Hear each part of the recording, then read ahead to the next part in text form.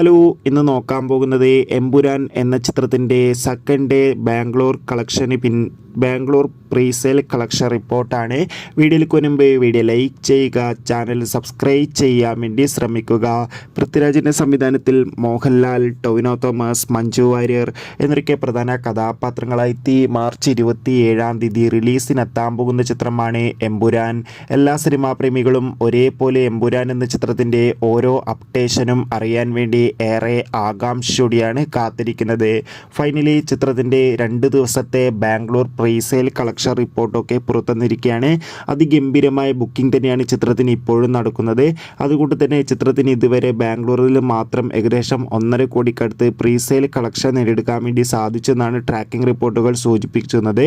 എന്തായാലും കൂടുതൽ box office collection റിപ്പോർട്ടിനായി നമുക്ക് കാത്തിരിക്കാം. എമ്പുരാൻ എന്ന ചിത്രത്തിൻ്റെ റിലീസിന് വേണ്ടി എത്ര പേര് കാത്തിരിക്കുന്ന കമൻറ്റ് ചെയ്യുക. ബൈ.